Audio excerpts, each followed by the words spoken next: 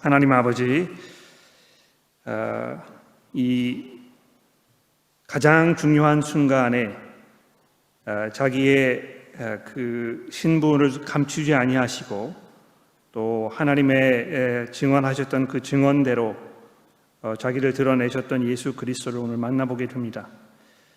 오늘 주의 성령께서 저희들의 마음을 주장하여 주셔서 이 말씀을 들을 때에 우리에게 큰 힘과 격려가 되게 하시고 또 그리스도를 더욱더 우리가 바라보며 그분 안에, 그 믿음 안에 살아갈 수 있도록 저희를 도와주옵소서. 예수 그리스도의 이름으로 간절히 기도합니다. 아멘.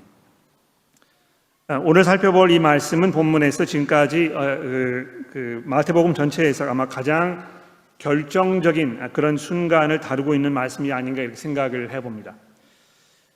물론 27장과 또 28장이 남아있고 또 이 두 장에서 계속해서 굉장히 중요한 그런 사건들이 꼬리를 물고 벌어지게 되겠습니다만, 오늘 이 말씀이 이 마태복음 전체를 통해서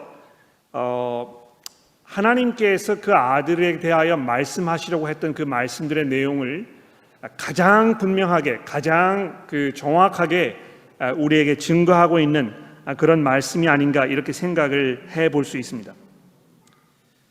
대제사장이 63절에서 예수께 단도적으로 질문을 던지지 않았습니까? 내가 너로 살아계신 하나님께 맹세하게 하노니 내가 하나님의 아들 그리스도인지 우리에게 말하라. 이 질문에 대해서 예수께서 64절에 하신 그 대답, 내가 말하였느니라. 그러나 내가 너희에게 이르노니 이후에 인자가 권능의 우편에 앉아 있는 것과 하늘 구름을 타고 오는 것을 너희가 보리라 하신 이 말씀은 정말 그 찬란하고 영롱한 광채를 뿜어내는 가장 귀하고 아름다운 그 보석처럼 이 말씀을 읽는 우리 모두에게 그 환한 빛을 지금 발하고 있습니다. 예수께서 자기 자신에 대해서 하신 이 고백의 말씀이야말로 하나님께서 모든 사람들이 그 아들 예수 그리스도에 대하여 믿고 그들 자신들의 입으로 고백하기를 원하셨던 그 고백인 것입니다.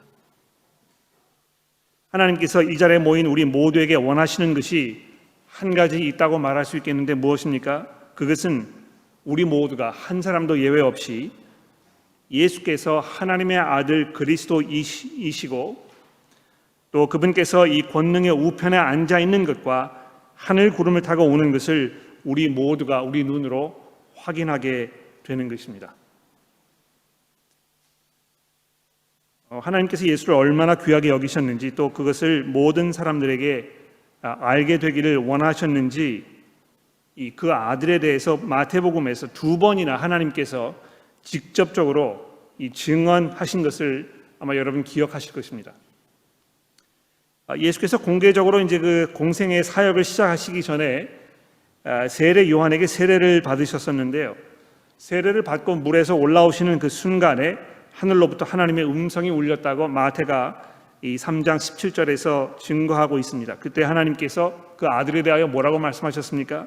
이는 내 사랑하는 아들이요 내 기뻐하는 자라. 근데 그것뿐만이 아니고 여러분 그 17장에 와 보시면 예수께서 특별히 사랑하셨던 3명의 제자를 데리고 이 변화산이라는 곳으로 올라가셨는데요. 거기에서도 또 한 번 하나님께서 직접 그 자리에 있던 그 아들에 대해서 선언하신 것입니다. 이 17장 5절 말씀 기억나십니까? 호련히 빛난 구름이 그들을 덮으며 구름 속에서 소리가 나는데 이르시되 이는 내 사랑하는 아들이요 내 기뻐하는 자니 너희는 그의 말을 들으라. 네, 여러분, 마태복음에서 하나님께서 그 아들에 대하여 증거하셨던 이 증거들을 가장 먼저 알아차리고 자기의 입으로 이것을 고백했던 그 사람이 누구였습니까? 예수님의 수제자였던 베드로 아니었습니까? 변화산 사건에 바로 앞선 그 16장 16절에 보시면 베드로가 이미 주는 그리스도시요 살아계신 하나님의 아들이시라 이렇게 고백했던 것을 아마 기억하실 것입니다. 마태는 그 순간을 기점으로 해서 우리에게 뭐라고 설명하고 있습니까? 베드로가 이 고백을 한 그 순간부터 예수께서 자기가 예루살렘에 올라가서 장로들과 대제사장들과 서기관들에게 많은 고난을 받고 죽임을 당하고 3일 만에 살아나야 할 것을 제자들에게 비로소 그때부터야 비로소 나타내셨다 이렇게 증언했던 것입니다. 굉장히 중요한 그런 터닝 포인트가 지금 된 것이죠. 자, 근데 그 귀한 그 고백, 예수 그리스도께서 하나님의 아들이시라는 이 고백이 이제 다른 사람의 입이 아니고요, 예수 그리스도 그분 자신의 이 증인을 통해서 이 확인되려는 이 결정적인 이 순간에 마태복음에서 가장 먼저 예수님에 대해 참되게 고백하였던 베드로가 58절에 보시는 대로 멀찍이 떨어져서 대제사장 가야바의 집들 안으로 두려움과 공포에 사로잡혀 극도로 긴장한 상태로 들어서고 있는 이 장면을 우리에게 설명해 주고 있습니다. 가장 먼저 가장 확신에 찬 어조로 예수께서 그리스도이시며 살아계신 하나님의 아들이라고 고백하였지만 그의 그런 그 기백은 다 사라져버리고 56절이 말씀한 것처럼 이미 그는 예수께서 체포되시는 그 순간에 다른 제자들과 별반 다를 바 없이 도망쳐 버리지 않았습니까? 근데 이 58절을 잘 읽어보시면요, 마태가 굉장히 중요한 설명 하나를 거기에 포함하고 있는 것을 우리가 발견하게 될 것입니다. 베드로가 멀찍이 예수를 따라 대제사장의 집들에까지 가서 뭐라고 되어 있습니까? 그 결말을 보려고 그 안에 들어갔다 이렇게 되어 있습니다. 무슨 결말을 보려고 했겠습니까? 무슨 판결이 내려질지를 살펴보려고 하지 않았을까요? 그렇죠? 예수께서 이 위기를 벗어날 수 있을 것인지, 아니면 이미 여러 번 예견하셨던 대로 죽음을 당할 것인지 아주 긴장되는 마음으로 이 입이 바짝바짝 말라가는 그런 상태로 거기에 서 있었을 것 아니겠습니까? 아마 예수께서 자기 죽음에 대해서 말씀하셨던 지난 순간들이 이토록 선명하게 이 베드로의 기억 속에 떠오른 적이 아마 없었을 것입니다. 근데 여러분, 여기 그 개역개정 성경에 이제 결말이라 이렇게 번역된 이 단어는요, 성취라는 뜻으로 성경에 자주 사용된 그 단어입니다. 이 하나님께서 의도하셨던, 하나님께서 계획하셨던 그 모든 일들의 마지막이라는 그 의미로 자주 사용되었던 단어라는 것입니다. 참고로 여러분, 이 24장 6절에 좀 와 보시면 예수께서 이 단어를 직접 사용하였던 그 사례를 우리가 찾아볼 수 있겠는데요. 예수께서 이렇게 5절에서 말씀하셨습니다. 많은 사람이 내 이름으로 와서 이르되 나는 그리스도라 하여 많은 사람을 미혹하리라. 난리와 난리 소문을 듣겠으나 너희는 삼가 두려워하지 말아라. 이런 일이 있어야 하되 아직 끝은 아니니라. 이렇게 되어 있는데, 여기 이제 끝이라 하는 이 단어가 오늘 본문 58절의 이 결말과 같은 그 단어인 것입니다. 베드로의 그 고백, 주는 그리스도시요 살아계신 하나님의 아들이십니다 하는 이 고백이 과연 어떤 결말을 가져올 것인가? 예수께서 그리스도시며 살아계신 하나님의 아들이심을 고백하는 이들을 기다리고 있는 그 마지막 종착역은 과연 어디인가? 아마 베드로가 그것을 보기 원했을 것이고, 마태도 그것을 우리에게, 이 모든 독자들에게 지금 말씀하려는 것입니다. 여러분과 제가 예수 그리스도께서 살아계신 하나님의 아들이시라고 고백하고 있지 않습니까? 우리 고백의 그 결과는 무엇이겠습니까? 베드로가 지금 이 순간에 극도의 패배감을 느끼고 있었겠죠. 자신의 고백이 전혀 무의미한 고백이었다고 자책하고 있었을지도 모릅니다. 잠시 후에 그는 지금까지 했던 그 모든 행동보다 더 비겁하고 더 수치스러운 그 일을 지금 저지르게 되어 있지 않았습니까? 3번이나 자기의 주님을 모른다고 부인하는 그런 일을 저지르게 되어 있었는데요. 다음 주도 우리가 보게 되겠습니다만, 이 베드로가 그 일로 인해서 이 피눈물을 흘리게 되었는데요. 예수를 그리스도시요 살아계신 하나님의 아들이라고 증언했던 그 고백이 아무 쓸모없는 종이짝처럼 공중에 날아가 버린 것이 아닌가 하는 그런 의심을 좀 가지게 될 법합니다.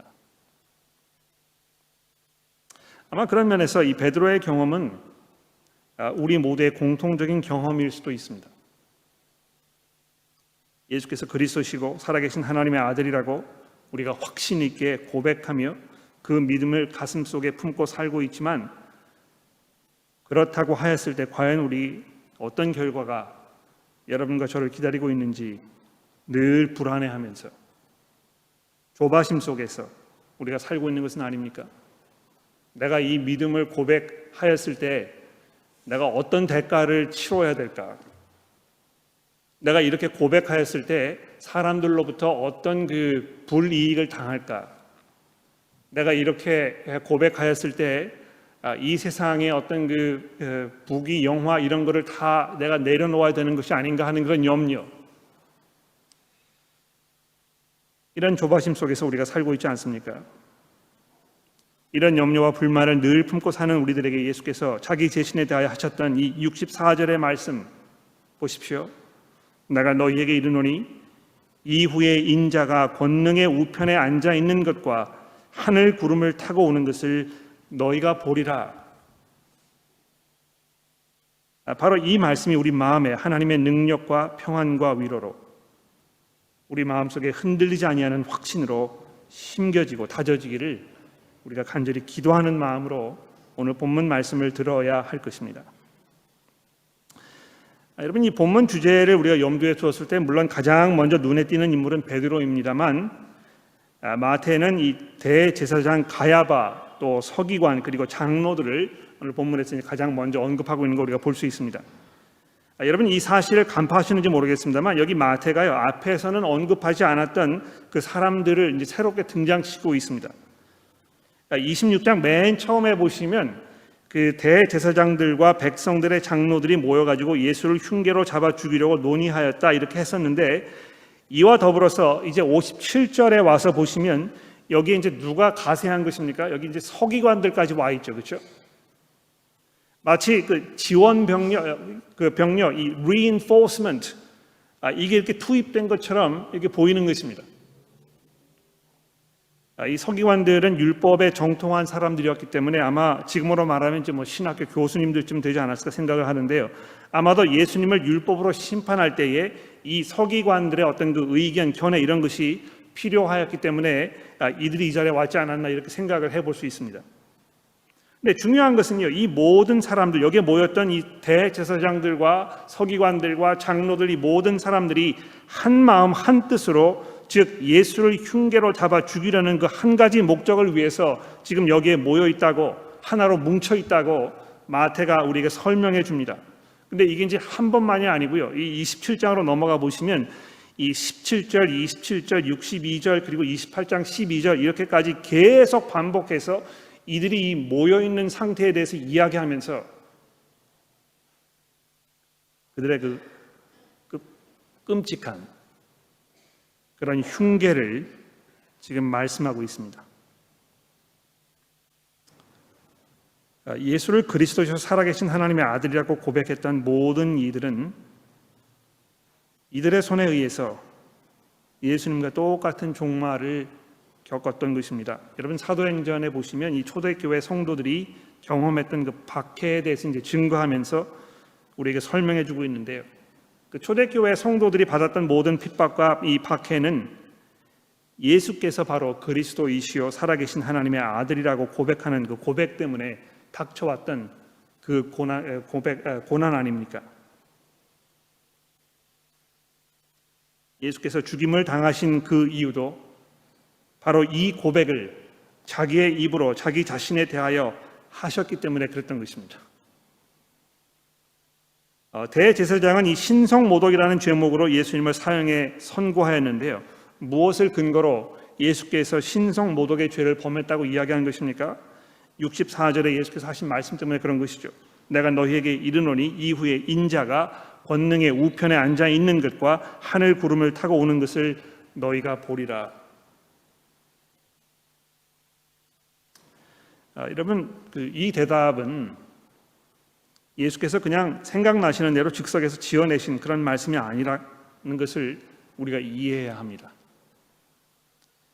이 구약 성경에 있는 말씀들을 예수께서 의도적으로 이렇게 인용하고 계시는 것인데요. 구약의 그 시편의 말씀과 오늘 아침에 우리 박정화 교우님께서 봉독해 주신 이 구약 시편 110편의 말씀과 또 다니엘서에 있는 말씀의 일부를 인용하신 것입니다. 이거 보시면 예수께서 얼마나 평소에 성경을 사랑하셨는지, 얼마나 성경을 많이 읽고 계셨는지, 그래서 그것이 머릿속에 다 이렇게 저장되어 있었는지, 그 말씀들을 얼마나 잘 이해하고 그것을 마음속에 담아두시며 그 말씀에 의해서 자기를 이해하시고 이 세상을 바라보셨는지에 대해서 아주 분명하게 우리에게 보여주는 그 증거라고 생각합니다. 조금 시간이 가더라도 자세히 생각해 볼 만한 이 충분한 가치가 있는 매우 중요한 말씀이기 때문에 여러분 잠시 이 시편과 다니엘서를 좀 살펴보았으면 합니다. 여러분 우선 인자가 권능의 우편에 앉아 있는 것과 이렇게 예수께서 처음에 말씀하셨는데, 이 부분은 오늘 아침에 우리가 읽으면서 봤던 110편에 여기에서 가져온 그 말씀입니다. 여러분 이 110편은요 다윗의 시 아닙니까? 그렇죠?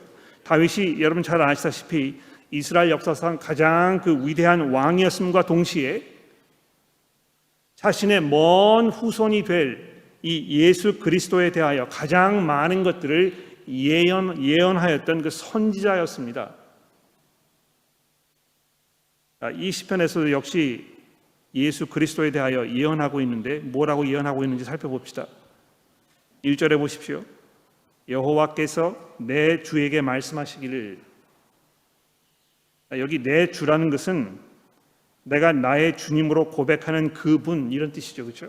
지금 다윗이 어떤 사람에 대하여, 즉 자기 후손으로 올 이 그리스도에 대해서 이야기하면서 내 주께 말씀하시기를, 내가 내 원수들로 발판이 되게 하기까지 너는 내 오른편에 앉아 있으라, 이렇게 약속하셨다는 것입니다. 하나님께서 다윗의 주가 되는 그분에게 너는 내 우편에 앉아 있으라. 예수께서 이 말씀을 자기 자신에 대한 말씀으로 인용하시면서 바로 자기 자신이 하나님의 우편에 앉은 자라고 지금 선언하고 계시는 것입니다. 여러분 아시죠? 조선 시대에도 보시면 왕을 가장 가까이서 보자 하던 그 신하들을 이제 우의정, 좌의정 이렇게 이제 불렀는데요. 좌우에 앉은, 특히 오른쪽에 앉은 이는 이 왕을 대변하고 또 대신하는 어떤 그 막강한 권세를 손에 쥐었던 그런 사람 아니었습니까? 예수께서 자기 자신을 하나님의 아들 그리스도라고 분명하게 밝히시면서 자신이 하나님의 보좌 우편에 앉아 있는 것을 너희가 보게 될 것이라고 이렇게 대제사장에게 말씀하셨을 때 제사장의 마음이 뒤집히지 않을 수 없었을 것입니다. 특히 여러분 시편 110편을 잘 알고 계신 분들께서는 아마 금방 이거를 이제 픽업을 하셨을 것인데요. 좀 더 내려가서 4절에 보시면 이런 말씀이 있지 않습니까? 여호와는 맹세하고 변하지 아니하리라 이르시기를, 뭐라고 되어 있습니까? 너는 멜기세덱의 서열을 따라 영원한 제사장이라 하셨도다. 대제사장 가야바가 아마 예수님만큼 성경을 잘 알고 사랑하는 사람이었다면 예수께서 이 시편 110편을 자기에게 적용하셨을 때 이 4절 말씀까지 적용하셨다는 것을 간파하지 않았겠습니까? 지금 대제사장이 버젓이 자기 앞에 서 있는데도 불구하고 자기 자신을 이 새로운 서열을 따르는 영원한 대제사장이라고 선언하고 계시니까 가야바가 아마 섬뜩한 위기감을 느꼈을 것입니다. 이제 더 이상 자기가 대제사장의 역할을 감당할 수 없고 또 그럴 필요도 없는 새로운 시대가 이 목수의 그 사역을 통하여 시작될 것이라고, 자기 자신을 통하여 시작될 것이라고 예수께서 말씀하셨으니 아마 이쯤 되면 대제사장 가야바가 이 성을 읽는 것도 아마 당연했을지 모릅니다. 이 시편 110편이 5절부터 7절까지 이렇게 연결되면서 끝나고 있지 않습니까? 주의 오른쪽에 계신 주께서 그의 노하시는 날에 왕들을 쳐서 깨뜨릴 것이니라. 문 나라를 심판하여 시체로 가득하게 하시고 여러 나라의 머리를 쳐서 깨뜨리시기를 하시며 길가의 시냇물을 마심으로 그의 머리를 드시리로다. 여러분 이 시편 마지막 부분에 있는 이 말씀이 아마 이 다니엘서와 아주 밀접하게 연관이 되어 있다고 생각이 되는데요. 내가 너희에게 이르노니 이후에 인자가 권능의 우편에 앉아 있는 것과 하늘 구름을 타고 오는 것을 너희가 보리라. 여기 하늘 구름을 타고 오는 것을 너희가 보리라 하신 이 부분은 이제 이 다니엘서 7장에 있는 말씀 인용하는 것입니다. 성경 가지고 계시니까 다니엘서 7장으로 잠깐 좀 와 보십시오. 다니엘 선지자가요, 이 다니엘서 7장에 보시면 지금 환상을 보고 있는 장면이 설명이 되고 있습니다. 무슨 환상을 본 것입니까? 세상의 마지막 순간에 대한 환상을 하나님께서 지금 그에게 보여주고 계시는데요. 지금 그 앞에는 하나님께서 이 세상, 이 마지막 순간에 세상의 모든 권세자들과 권력자들, 특히 하나님을 대적하며 무시하고 반기를 들었던 그 모든 세력들을 지금 쓰러뜨리시고 심판하시는 그런 장면이 소개되고 있습니다. 한번 읽어볼까요? 9절 말씀입니다. 내가 보니 왕좌가 놓여 있고 옛적부터 항상 계시니가, 하나님을 말씀하시는 것이죠. 그분이 좌정하셨는데 그의 옷은 희가 눈 같고 그의 머리털은 깨끗한 양털 같고 그의 보좌는 불꽃이요 그의 팥귀는 타오르는 불이며 불이 강처럼 흘러 그 앞에서 나오며 그를 섬기는 자는 천천히요 그 앞에 모여 쓴 선자는 만만이며 심판을 베푸는데 책들이 펴 놓였더라. 굉장히 장엄하고 엄숙하며 두려움을 막 끌어내는 이런 장면 아닙니까?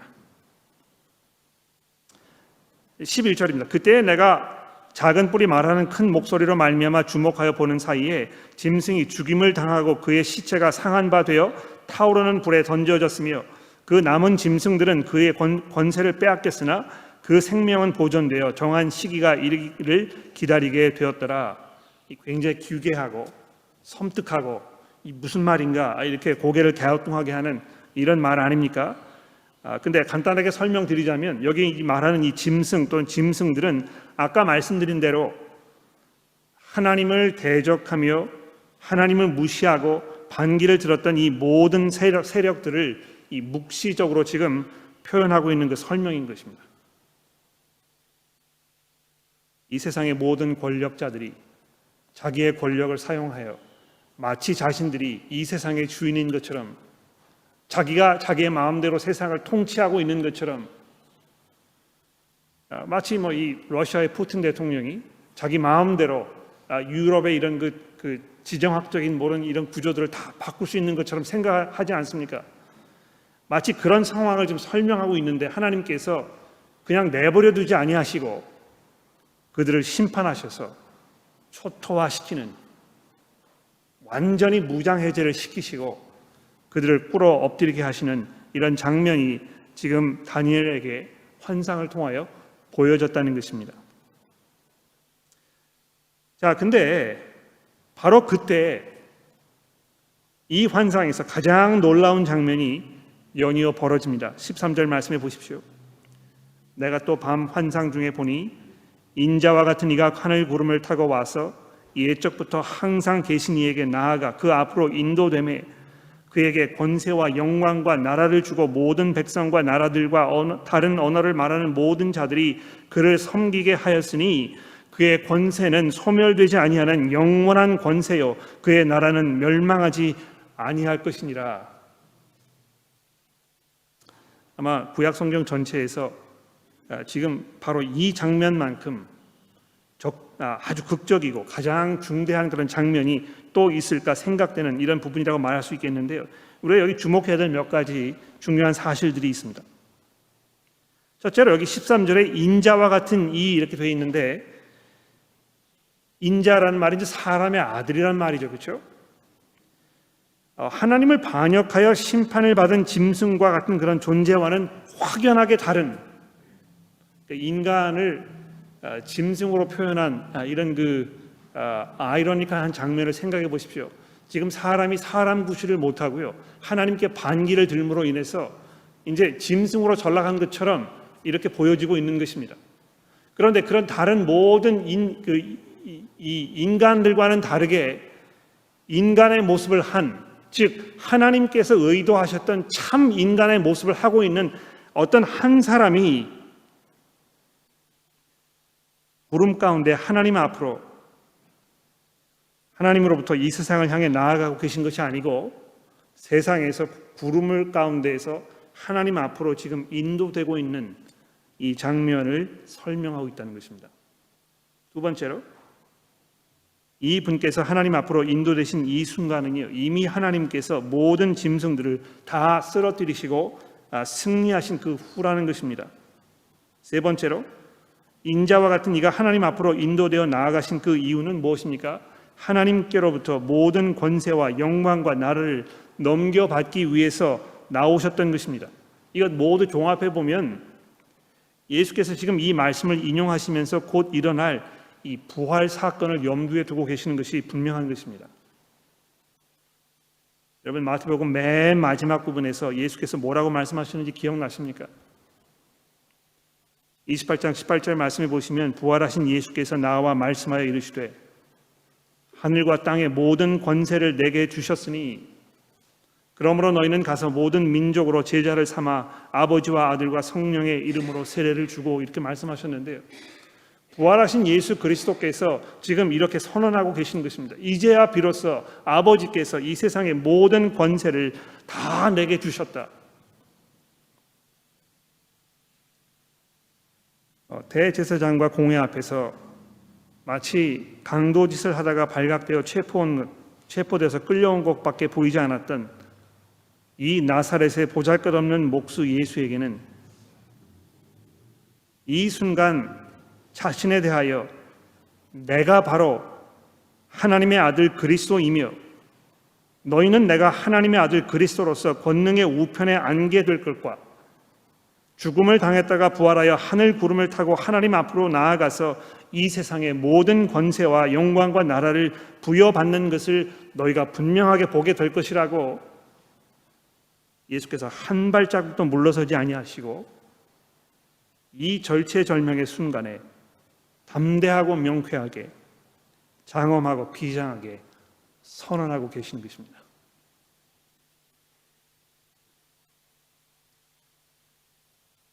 베드로의 고백은 기름이 다 타들어가서 희미하게 꺼져가는 촛불처럼 사그러들어 버렸습니다만,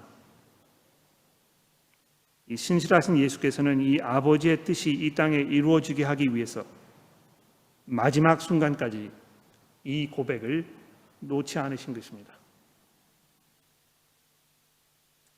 여러분, 이 본문을 보시면 이 점을 의아하게 여기셨을지 모르겠는데요, 지금 대제사장이 두 가지 사실을 예수께 신문하지 않았습니까? 그렇죠? 근데 63절에 보시는 바와 같이 첫 번째 질문에 대해서는 예수께서 대답하지 아니하시고 침묵을 지키셨다, 이렇게 마태가 기록해 두었습니다만, 이 두 번째 질문, 내가 너로 살아계신 하나님께 맹세하게 하노니 내가 하나님의 아들 그리스도인지 우리에게 말하라 하는 이 두 번째 질문에 대하여는 예수께서 주저하지 아니하시고 즉각적으로 대답하지 않으셨습니까? 왜 그러셨을까? 대제사장의 두 번째 질문은 하나님께서 그 아들에 대하여 이 마태복음 내내 이 증언하셨던 그 선언 아닙니까? 그렇죠? 제가 아까도 말씀드렸습니다만 하나님께서 벌써 두 번이나 공적으로 사람들 앞에서 이는 내 사랑하는 아들이요 내 기뻐하는 자라, 이렇게 말씀하셨다는 것입니다. 아버지 아들이신 예수께서 이 순간 아버지께서 자기 자신에 대하여 증거하셨던 이 사실을 자기의 입으로 고백하시면서 하나님의 그 증언에 순종하며 거기에 동참하고 계시는 것입니다. 하나님 아버지의 뜻하신 것이 하늘에서 이루어진 것 같이 땅에서도 이루어지도록 내 뜻대로 마시고 아버지의 뜻대로 하옵소서라고 기도하셨던 바대로 비록 나의 이 고백이 십자가에 못 박히게 되는 결정적인 증거로 사용된다 하더라도 예수께서 물러서지 아니하시고 그 고백의 대가를 온몸으로 감당하신 것입니다.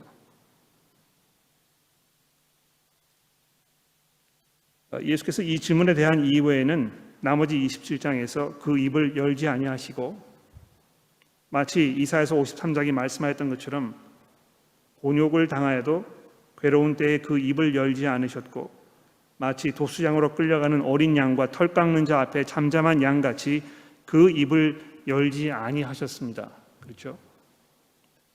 그러나 아버지께서 그 아들에 대하여 증언하신 바에 대해서는 예수께서 한순간도 망설이지 아니하시고 십자가의 죽음을 감수하시고서라도 그 고백에 동참하셨던 것입니다. 마태가 직접 기록하지는 않았습니다만 가야바의 집들 안에까지 들어가서 결말을 보려고 했던 베드로가 이 대가가 두려워서 끝까지 지키지 못했던 것을 예수께서 끝까지 지켜내는 이 모습을 보면서 그가 무슨 생각을 했을까요? 먼 훗날 베드로는 이때 이 일을 기억하면서 베드로전서에서 다음과 같이 회상하였습니다. 그는 죄를 범하지 아니하시고 그 입에 거짓도 없으시며 욕을 당하시되 맞대어 욕하지 아니하시고 고난을 당하시되 위협하지 아니하시고 오직 공의로 심판하시는 이에게 자기를 의탁하셨느니라. 여러분, 우리 주님께서는 정말 우리가 기대고 의지할 수 있는 신실하며 강하신 분이십니다. 아버지 하나님의 뜻에 전적으로 끝까지 헌신하신 유일하신 분이시며 비록 우리의 믿음 고백이 불온전하고 충분하지 않아도 자기 자신의 신실하심으로 우리의 연약함을 덮으시는 참 목자이시며 참 구주이신 것입니다. 베드로의 모습을 보면서 우리 자신들의 모습이 연상되어 죄책감과 실망감으로 마음이 어지러우십니까? 대제사장과 공회 앞에서 흔들리지 아니하신 예수를 바라보십시오. 우리의 구원과 우리의 승리는 오직 그분의 신실함을 통해서만 이루어질 수 있는 것입니다. 그래서 여러분과 저는 더욱 예수를 사랑하고 우리가 그분을 바라보게 되는 것입니다. 오늘 본문의 이 마지막 부분은요, 아주 그 아이러니컬한 그런 장면으로 결론이 맺어지고 있습니다. 여러분 어떻게 되어 있습니까? 26장 마지막 부분을 보십시오. 이에 대제사장이 자기의 옷을 찢으며 이르되 그가 신성 모독을 하였으니 어찌 더 증인을 요구하리요? 보라, 너희가 지금 이 신성 모독하는 말을 들었도다. 너희 생각은 어떠하냐? 대답하여 이르되 그는 사형에 해당하니라 하고 이에 예수의 얼굴에 침을 뱉으며 주먹으로 치고 어떤 사람은 손바닥으로 때리며 이르되 그리스도야 우리에게 선지자 노릇을 하라. 너를 친 자가 누구냐 하더라. 이 자리에 있던 이 사람들이 조롱하는 투로 예수님을 그리스도라고 불렀을 것입니다. 그러나 그들의 그 조롱 어린 그 말 속에 하나님의 그 증언이 담겨 있는 것입니다. 그리스도께서, 예수께서 하나님의 아들이시며 그리스도이셨던 것입니다.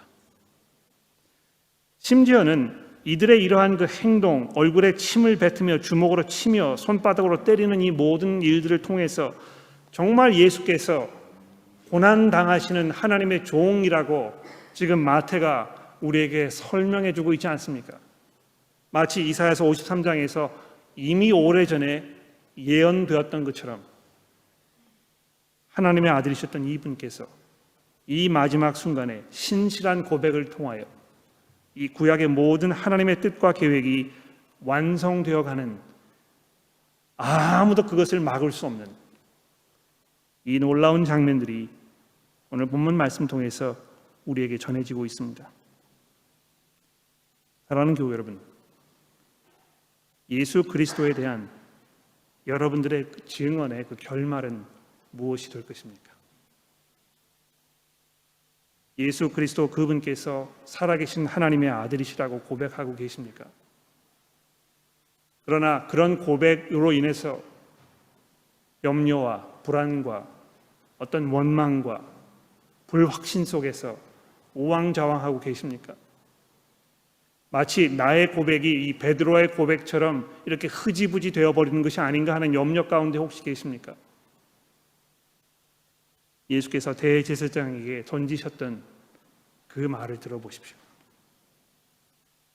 내가 분명히 인자가 하늘의 그 보좌 우편에서 권능의 자의 우편에 앉아 있는 것과 구름 타고 이 땅에 심판자로 오실 것을 분명히 보게 될 것이라고 말씀하고 있는 이 사실을 기억해 보십시오. 그 고백 가운데 살고 있는 여러분과 제가 우리가 누리게 될 그 승리의 찬가를 여러분 들어보십시오. 언젠가 이 세상 사람들이 미처 예측하지 못했던 그 엄청난 사건이 벌어지게 될 것입니다. 우리가 그 순간을 믿음의 눈으로 바라보면서 기도하며 인내 가운데 우리의 삶을 걸어가게 되기를 간절히 기도합니다. 기도하겠습니다.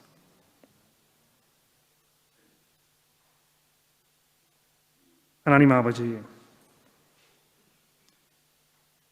예수께서 하나님의 아들이시며 그리스도이시기 때문에 그분께서 하나님의 보좌 우편에 앉아 계시며 구름을 타고 하나님 앞으로 인도되셔서 모든 권세와 영광과 나라를 그 손에 주셨다는 것을 저희가 믿음으로 고백합니다.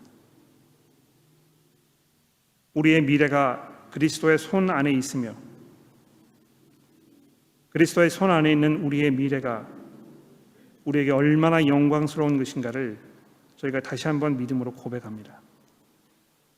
하나님, 저희가 좌절하며 또 실망 가운데 있을 때 불안과 염려 속에서 우리가 우왕좌왕하게 될 때에 다시 눈을 들어 하나님의 보좌 우편에 앉아 계시는 그리스도의 그 영광스러운 모습을 바라보게 하여 주옵소서.